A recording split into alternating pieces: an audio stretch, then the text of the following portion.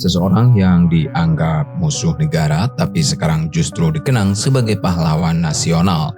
Seseorang yang berpindah-pindah negara, menghindari kejaran intel, dan menyembunyikan identitasnya demi memperjuangkan kemerdekaan Indonesia. Sosok ini bukan hanya tokoh revolusi biasa, tapi juga seorang pemikir, penulis, bahkan guru bagi para tokoh pergerakan nasional. Ia adalah Tan Malaka.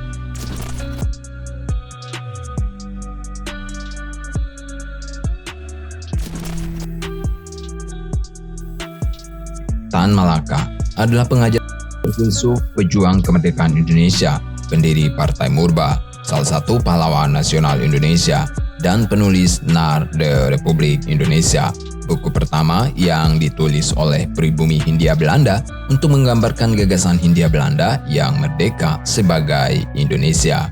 Untuk itu, Muhammad Yamin memberikan julukan Tan Malaka sebagai Bapak Republik Indonesia.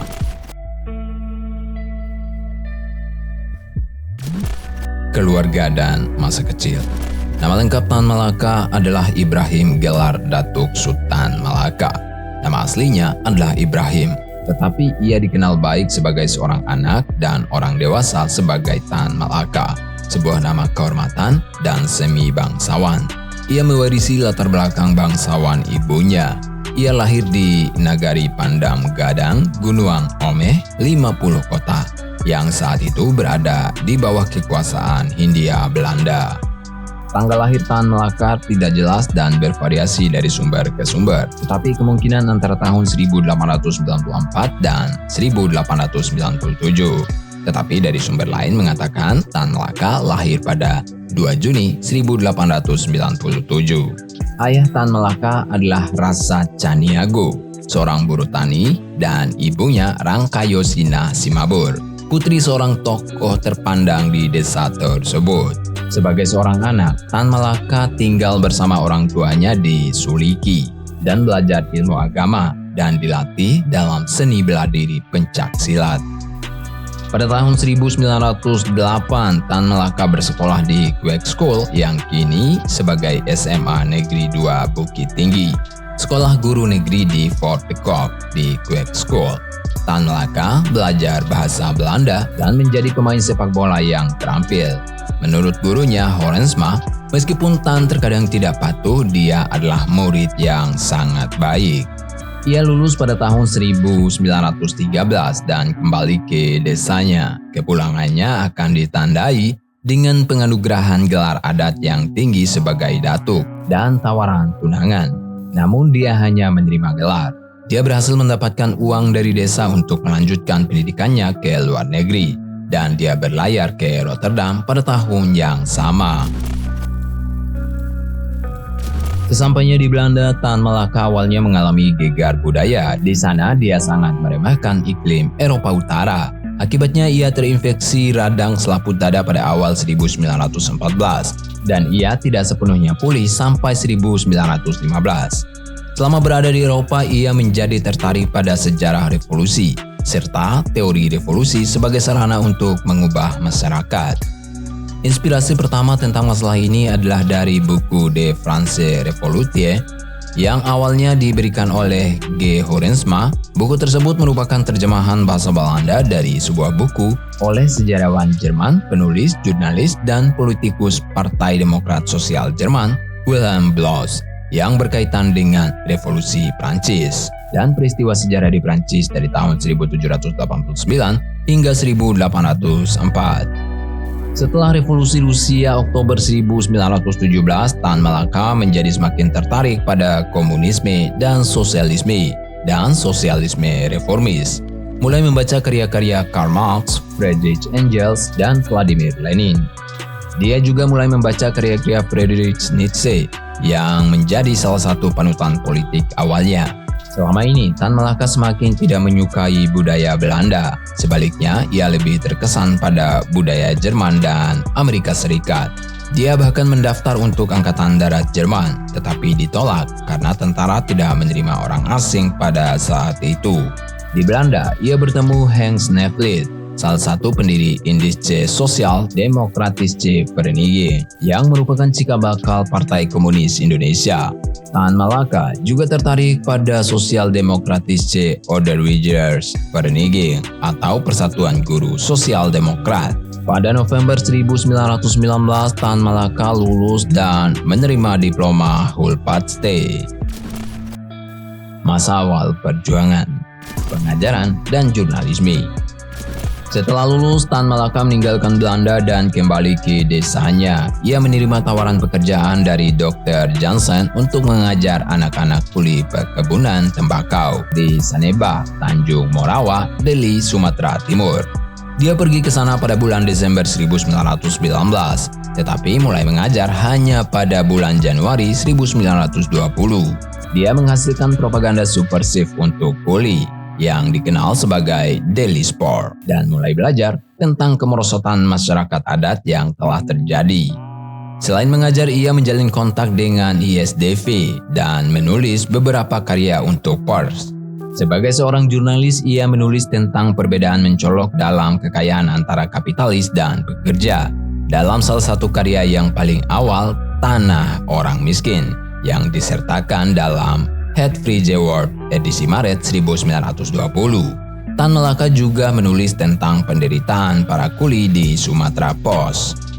Tan Malaka pergi ke Batavia yang sekarang Jakarta ketika guru lamanya Horensma menawarinya pekerjaan sebagai guru. Namun Tan Malaka menolak tawaran itu karena dia ingin mendirikan sekolahnya sendiri, di mana guru lamanya menerima alasannya dan mendukungnya. Pada tahun 1921, Tan Malaka terpilih menjadi anggota Volksraad sebagai anggota kelompok sayap kiri, tapi mengundurkan diri pada tanggal 21 Februari 1921. Ia kemudian meninggalkan Batavia dan tiba di Yogyakarta pada awal Maret 1921 dan tinggal di rumah Sutopo, seorang mantan pemimpin dari Budi Utomo. Di sana, dia menulis proposal untuk sekolah tata bahasa.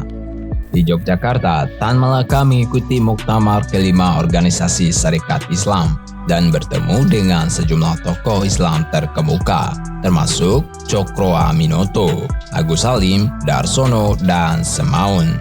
Kongres tersebut membahas topik keanggotaan ganda Serikat Islam dan Partai Komunis. Agus Salim dan tokoh lainnya Abdul Muiz melarang, sedangkan Semaun dan Darsono sama-sama anggota PKI. Keterlibatan dengan PKI. Akibatnya Serikat Islam terpecah membentuk Serikat Islam Putih yang dipimpin oleh Cokro Aminoto, Serikat Islam Merah yang dipimpin oleh Semaun dan berpusat di Semarang. Usai kongres, Tan Malaka diminta Semaun pergi ke Semarang untuk bergabung dengan PKI. Dia menerima tawaran itu dan pergi ke Semarang. Sesampainya di Semarang, ia jatuh sakit. Sebulan kemudian, ia telah kembali sehat dan berpartisipasi dalam pertemuan dengan sesama anggota Sarekat Islam Semarang.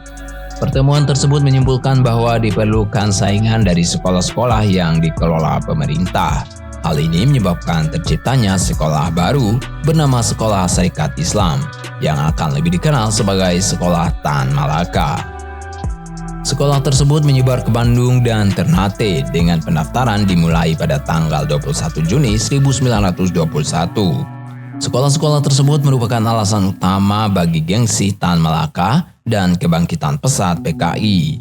Sebagai pedoman sekolah, Tan Malaka menulis Sarekat Islam Semarang dan Onderwijs, sebuah pedoman pengelolaan sekolah. Pada bulan Juni 1921, Tan Malaka menjadi ketua Serikat Pegawai Percetakan, Asosiasi Pekerja Percetakan, dan menjabat sebagai Wakil Ketua dan Bendahara Serikat Pegawai Pelikan Hindia, Persatuan Pekerja Minyak Hindia. Antara Mei dan Agustus, buku pertamanya Soviet atau Parlemen, yang dimuat dalam jurnal PKI, Suara Rakyat. Karyanya yang lain termasuk artikel diterbitkan di jurnal dan surat kabar PKI lain, Sinar Hindia. Pada bulan Juni, ia menjadi pemimpin Federasi Serikat Pekerja Revolusioner. Dan pada bulan Agustus, ia terpilih menjadi Dewan Redaksi Jurnal SPPH, Suara Tambang. Tan Malaka kemudian menggantikan Semaun yang meninggalkan Hindia Belanda pada bulan Oktober sebagai Ketua PKI setelah Kongres tanggal 24 hingga 25 Desember 1921 di Semarang. Perbedaan terlihat dari gaya kepemimpinan mereka. Semaun lebih berhati-hati, sedangkan Tan Malaka lebih radikal. Di bawah kepemimpinannya, PKI menjalin hubungan baik dengan Syarikat Islam. Hidup dalam pengasingan. Pengasingan di Eropa. Pada 13 Februari 1922, ia mengunjungi sebuah sekolah di Bandung. Ia ditangkap oleh penguasa Belanda yang merasa terancam dengan keberadaan Partai Komunis. Dia pertama kali diasingkan ke Kupang, namun ia ingin diasingkan ke Belanda dan dikirim ke sana oleh penguasa Belanda. Tetapi tanggal kedatangannya di Belanda masih diperdebatkan. Di Belanda ia bergabung dengan Partai Komunis Belanda dan diangkat sebagai calon ketiga partai untuk Dewan Perwakilan Rakyat. Pada pemilihan 1922, dia adalah subjek kolonial Belanda pertama yang pernah mencalonkan diri untuk jabatan di Belanda. Dia tidak berharap untuk terpilih karena di bawah sistem perwakilan berimbang yang digunakan. Posisi ketiga dalam tiket membuat pemilihannya sangat tidak mungkin. Tujuan yang dinyatakan dalam pelarian bukan untuk mendapatkan platform berbicara tentang tindakan Belanda di Indonesia dan bekerja untuk membujuk CPN untuk mendukung kemerdekaan Indonesia. Meskipun dia tidak memenangkan kursi, dia menerima dukungan kuat yang tak terduga. Sebelum perhitungan suara selesai, dia meninggalkan Belanda dan pergi ke Jerman. Di Berlin, ia bertemu dengan Darsono, seorang komunis Indonesia yang terkait dengan Biro Komintern Eropa Barat, dan mungkin bertemu Manabendra Nath Roy.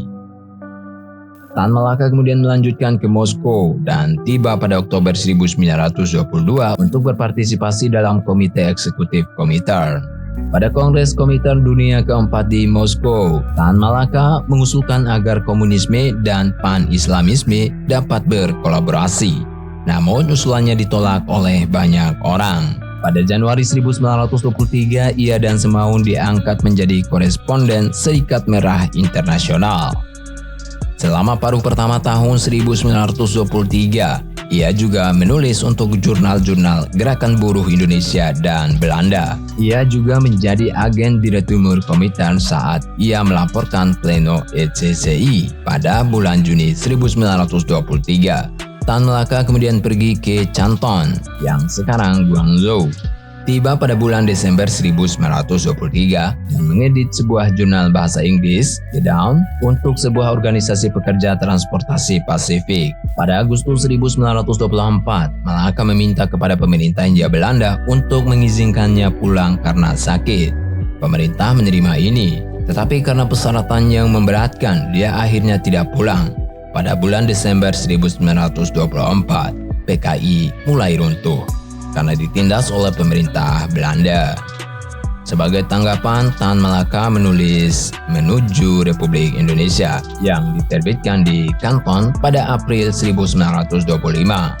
Di dalamnya dijelaskan keadaan dunia, dari Belanda yang mengalami krisis ekonomi, Hindia Belanda yang mendapat kesempatan untuk melakukan revolusi oleh gerakan nasionalis dan PKI, hingga prediksinya bahwa Amerika dan Jepang akan menyelesaikan dengan pedang siapa di antara mereka yang lebih kuat di Pasifik. Pengasingan di Asia. Pada Juli 1925, Tan Malaka pindah ke Manila, Filipina, karena lingkungan yang lebih mirip dengan Indonesia. Malaka tiba di Manila pada 20 Juli. Di sana ia menjadi koresponden surat kabar nasionalis El Debat yang diedit oleh Francisco Varona. Publikasi karyanya seperti Narda Republik Indonesia edisi kedua Desember 1925 dan Semangat Muda 1926. Di sana Malaka juga bertemu dengan tokoh Filipina Mariano de los Santos, Jose Abad Santos, dan Crisanto Evangelista. Di Indonesia, PKI memutuskan untuk memberontak dalam waktu 6 bulan setelah pertemuannya yang diadakan sekitar bulan Desember 1925. Pemerintah menyadari hal ini dan mengasingkan beberapa pemimpin partai. Pada Februari 1926, Alimin pergi ke Manila untuk meminta persetujuan dari Tan Malaka. Tan Malaka akhirnya menolak strategi ini dan menyatakan bahwa kondisi partai masih terlalu lemah dan tidak memiliki kekuatan untuk melakukan revolusi lagi. Dia menggambarkan dalam autobiografinya tentang frustasinya dan ketidakmampuannya untuk mengamankan informasi berkenaan peristiwa-peristiwa di Indonesia dari tempatnya di Filipina dan kurang pengaruhnya dengan kepemimpinan PKI. Sebagai wakil Komintern untuk Asia Tenggara, Tan Malaka berargumen bahwa dia berwenang untuk menolak rencana PKI, sebuah pernyataan yang dalam retrospeksi dibantah oleh beberapa mantan anggota PKI. Tan Malaka mengirim Alimin ke Singapura untuk menyampaikan pandangannya dan memerintahkannya untuk mengadakan pertemuan dadakan antara para pemimpin. Melihat tidak ada kemajuan, dia pergi ke Singapura sendiri untuk menemui Alimin dan mengetahui bahwa Alimin dan Musso telah pergi ke Moskow untuk mencari bantuan untuk melakukan pemberontakan.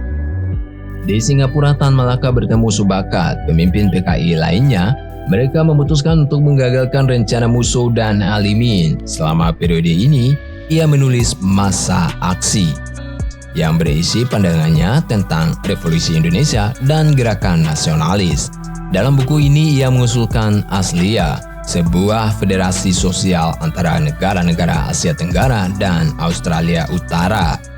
Buku itu dimaksudkan untuk mendukung usahanya membalikkan arah PKI dan mendapatkan dukungan dari kader-kader di pihaknya. Upaya penangkapan oleh Belanda. Pada bulan Desember 1926, Tan Malaka pergi ke Bangkok, di mana ia mempelajari kekalahan PKI. Dia bersama Jamaluddin Tamin dan Subakat mendirikan Partai Republik Indonesia pada awal Juni 1927, menjauhkan diri dari Komintern, serta dalam manifesto Partai Baru dan mengkritik PKI.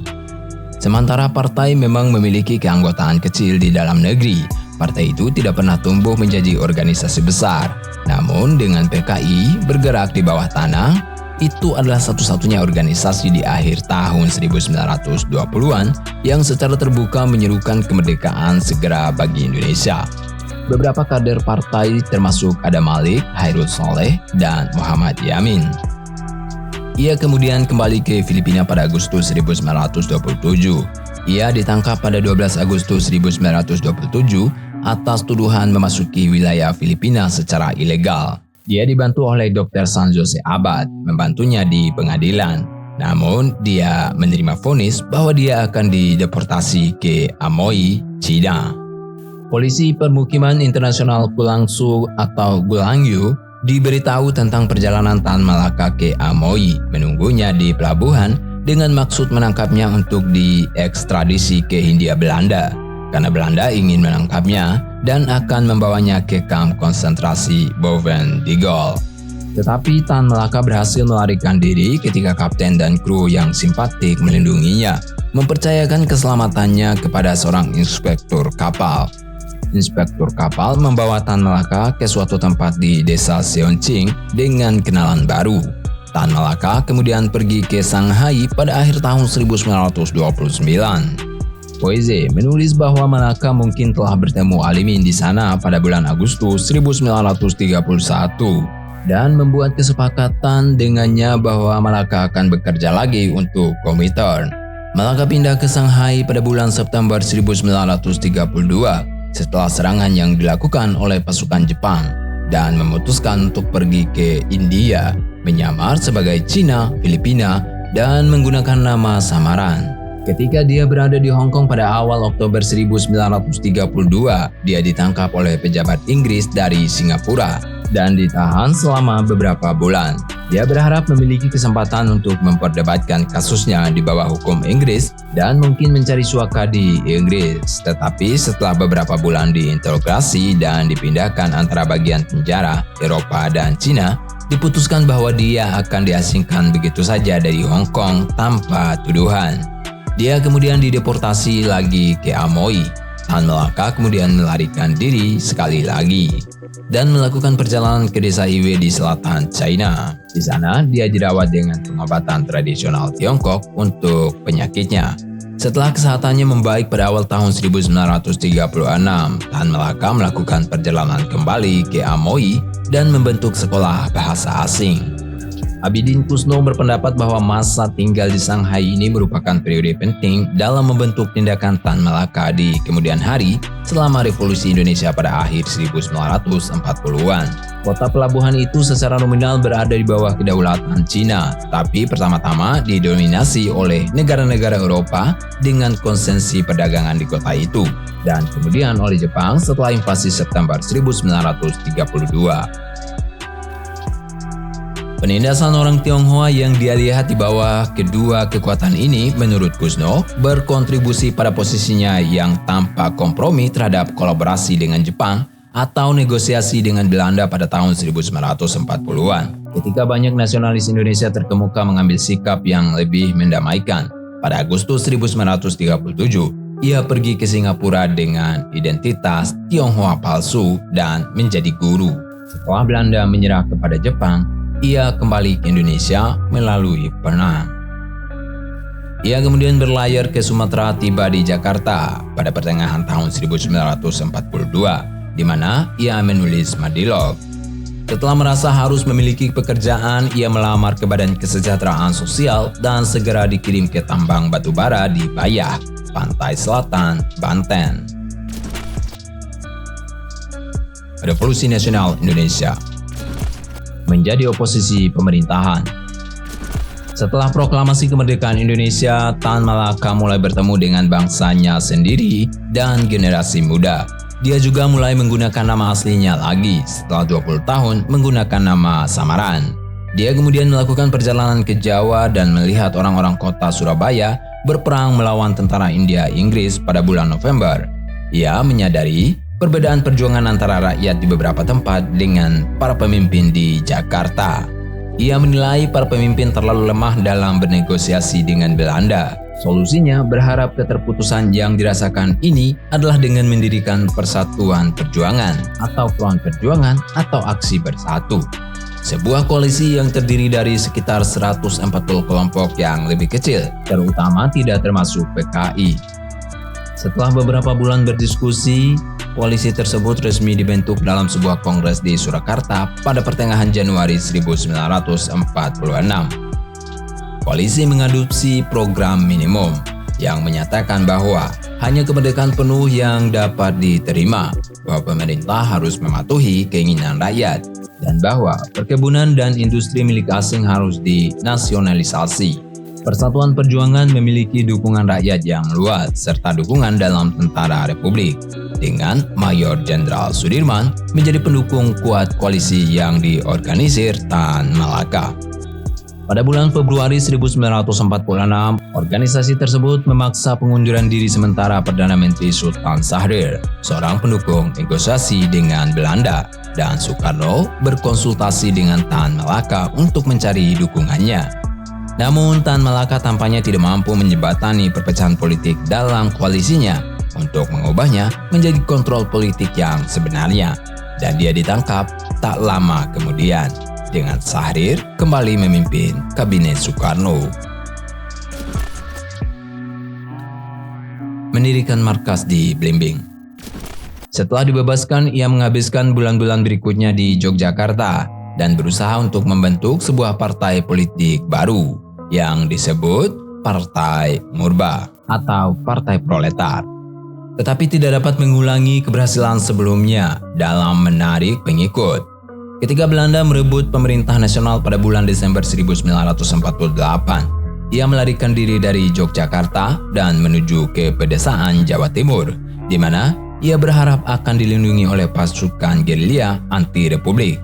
Dia mendirikan markasnya di Blimbing, sebuah desa yang dikelilingi oleh sawah, dan menghubungkan dirinya dengan Mayor Sabarudin, pemimpin batalion ke-38 yang terkenal akan sifat kejam dan bengisnya. Menurutnya, kelompok Mayor Sabarudin adalah satu-satunya kelompok bersenjata yang benar-benar berperang melawan Belanda. penangkapan dan kematian. Mayor Sabarudin bagaimanapun berada dalam konflik dengan semua kelompok bersenjata lainnya. Pada 17 Februari 1949, para pemimpin TNI di Jawa Timur memutuskan bahwa Sabarudin dan rekan-rekannya akan ditangkap dan dihukum sesuai hukum militer. Pada tanggal 19 Februari, mereka menangkap Tan Malaka di Blimbing. Pada tanggal 20 Februari, Korps Spesiale Troepen atau KST kebetulan memulai serangan bernama Operasi Harimau di Kota Nganjuk di Jawa Timur. Mereka maju dengan cepat dan brutal. Poise menjelaskan secara rinci bagaimana prajurit TNI melarikan diri ke pegunungan dan bagaimana Tan Malaka yang sudah terluka masuk ke pos TNI dan langsung dieksekusi pada 21 Februari 1949. Tan Malaka ditembak mati di kaki Gunung Wilis Selopanggung, Kabupaten Kediri setelah penangkapan dan penahanan di Desa Patje. Menurut Poise, tembakan itu diperintahkan oleh Letnan II Sukoco dari Batalion Sikatan, Divisi Brawijaya. Tidak ada laporan yang dibuat dan Malaka dimakamkan di hutan. Setelah Indonesia merdeka, Tan Malaka menjadi salah satu pelopor sayap kiri. Keputusan Presiden Republik Indonesia nomor 53 yang ditandatangani Presiden Soekarno pada 28 Maret 1963 menetapkan Tan Malaka sebagai pahlawan nasional. Setelah melalui berbagai penelusuran dan keterangan para saksi hidup, pada tahun 2007 ditemukan sebuah makam di Desa Selopanggung, Kediri yang diyakini sebagai makam Tan Malaka. Pada 21 Februari 2017, jenazah Tan Malaka secara simbolis dipindahkan dari Kediri ke Sumatera Barat. Hal ini diupayakan oleh keluarga besar Tan Malaka dan kelompok yang tergabung dalam Tan Malaka Institute. Karena gagal membawa jenazah Tan Malaka secara utuh, mereka memutuskan untuk memulangkannya secara simbolis, yakni dengan membawa tanah dari pekuburan Tan Malaka.